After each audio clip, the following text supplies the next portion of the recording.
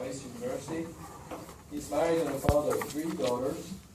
In his spare time he plays keyboards, sings in a rock band, choir, and spends many hours on his volunteer work with genetic genealogy. Hello Max, come on up.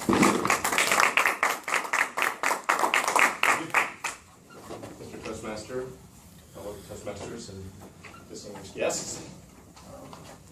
Hi, I'm Max, I'm a recovering addict. Wikipedia, the free encyclopedia, the 12-step program, is a set of guidelines, guiding principles outlining a course of action for recovery from addiction, compulsion, or other behavioral problems. They were originally proposed by Alcoholics Anonymous, or AA, as a method of recovery from alcoholism. As the 12 steps were first published in the 1939 book Alcoholics Anonymous, the story of how more than 100 men recovered from alcoholism. These principles have been adapted as the foundation of other 12-step programs, and you can see the handout that I put out there.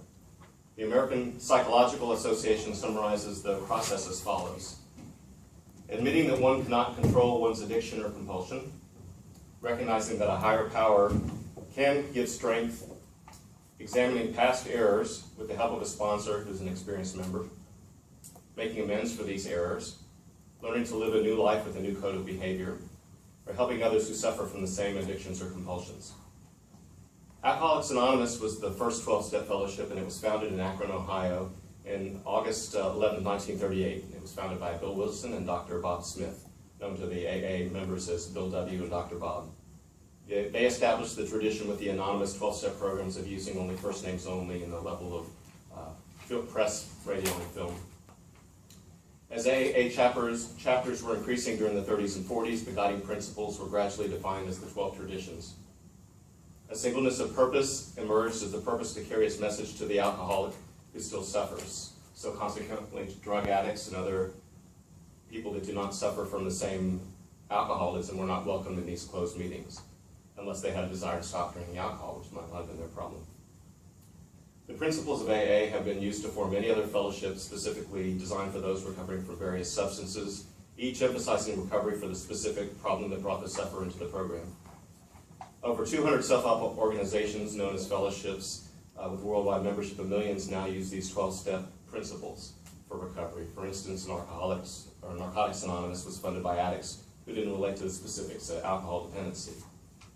Other auxiliary groups such as Al-Anon or for friends and families of alcoholics are a response to treating the addiction as a disease enabled by the family system. And again, you can see the handout for many of these other organizations. The following are the original 12 steps as published in the Alcoholics Anonymous text, otherwise known as the Big Book. We admitted we were powerless over alcohol, that our lives had become unmanageable. Number 2, came to believe that a power greater than ourselves could restore us to sanity. 3, made a decision to turn our will and our lives over to care of God as we understood Him. 4, made a searching and fearless moral inventory of the exact nature of our wrongs. 6, we're entirely ready to have God remove all these defects of character. 7, humbly asked Him to remove our shortcomings. 8, made a list of all persons we had harmed and became willing to make amends to them all. 9, made direct amends, except where to do so would injure them or others. Number 10, continued to take personal inventory, and when we were wrong, promptly admitted it. 11, sought through prayer and meditation to improve our conscious contact with God as we understood Him, praying only for the knowledge of His will for us and the power to carry that out. And number 12, having had a spiritual awakening as a result of these steps, we try to carry the message to alcoholics and to practice these principles in all our affairs.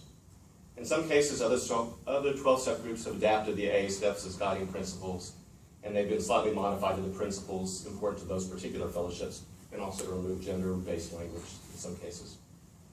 The statement in the first step that the individual is powerless over the behavior refers to the lack of control over this compulsion, stronger than the will to resist, which persists despite any negative consequences that may result or may have resulted. The obsession causes the one to repeat the compulsive behavior after some period of abstinence, either knowing that the result will be the inability to stop or to operating under delusion that the result will be different, and doing the same thing over and over again, expecting a different result. That's one definition of insanity. The description of the first step of the life of the alcoholic as unmanageable refers to the lack of choice in the mind of the addict concerning whether to drink or use again. The spiritual malady in all these 12-step groups is self-centeredness.